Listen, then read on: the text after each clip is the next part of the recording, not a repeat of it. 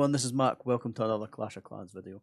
Today we're going to look at Yetis and how you can use them and a couple of different ways that you can use them. I'm going to start off with an attack by me, which you can see wasn't a 3-star, but I'll just talk you through this hit and you can see how basically one change that would have been a 3-star. So it's a ring base, so I'm starting off with the ring base in a nice usual fashion. I've got Warden Walk up on this side. Not got my healers down yet because the Warden's not getting targeted yet, and I don't want the healers to wander off somewhere else. That loon's just testing for any mines. And then before the Warden actually gets targeted, I put down some healers because I was in a bit of a rush. And this is probably the bit that cost me. This has taken a long time to get set up, and that if I'd just been able to make that a little bit quicker, might have been able to sort this and make this a 3-star, and then put a rage down there because you can see he was getting targeted a bit, but he's cleared out that corner, which is what I needed. There was a bit of a gap in this base, and actually I probably shouldn't have put that balloon down because it meant that the blimp ended up taking the hit off that sweeper. But yeah, basically got the Yetis down at this side, and the aim was to clear out this corner. So then I would have both corners cleared out, and then you've got Super Wall Breaker in, King, Heroes, and then some Bowlers and Yetis down. You can see that actually I dropped the Yetis over on this side, and the reason I did that was to drag the Warden across.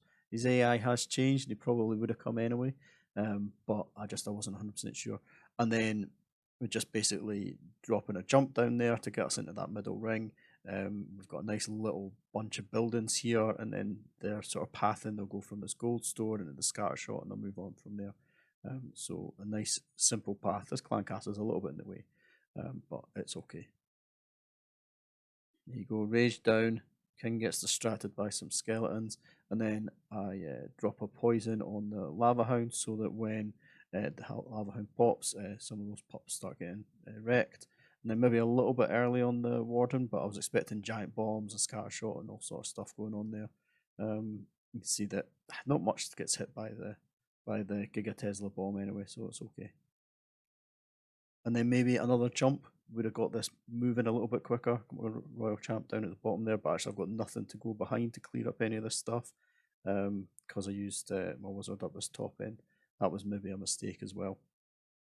But yeah, jump would have just opened this whole back section up. See, everything just gets kind of stuck on walls. Royal Champ does work though. He works through, wrecks everything, but you can see there's no cleanup on that side. So if you look now, you can see that there's a lovely split. So at the time, I had no idea if this was going to be a 3-star or not because it's just so close. And even here, over on this side, watch this Royal Champ go back. Queen gets that, so the Royal Champ goes back. So you're like, okay, this has still got a chance. Still got a chance. But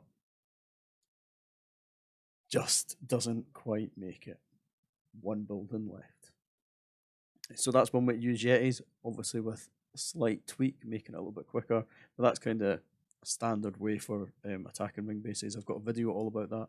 I'll put, how do I do it? There you go, because my camera's on flip. I'll put a little link up there, which will have a whole video about how to break down ring bases and basically using a very similar technique to that.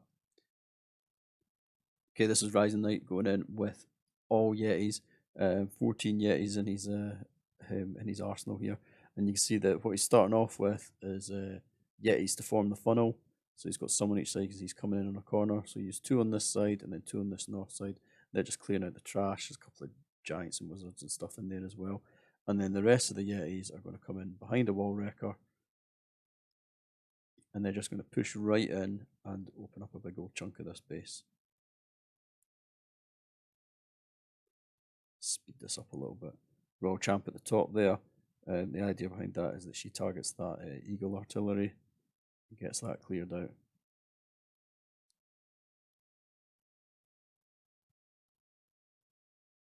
It's got Wall Wrecker going through the middle, rages them up, and then everything's staying nice and close together. Starts clearing out the heroes and all that sort of good stuff.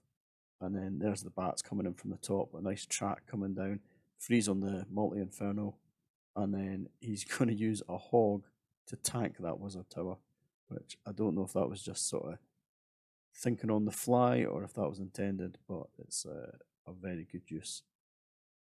Does it get the wizard tower down? Not quite. You can see that this base is wrecked, so it's really just clean up. You saw how how little time it took there. It was a quick attack less. I think it was about 240 minutes, something like that. So there you go. A couple of very spammy. I don't know, maybe my one wasn't that spammy, but a couple of quite so it's fairly straightforward Yeti attacks. But yeah, still really strong at Townhall 13. Even when bases are kind of set up to defend it, that one had ice columns in the CC. Still wrecks it. That's it for this episode. Hope you enjoyed it. If you're still enjoying using Yetis, then let me know in the comments. If you've got any more attacks that you want to see, then let me know. And please subscribe if you're not already. Thanks very much. Cheers.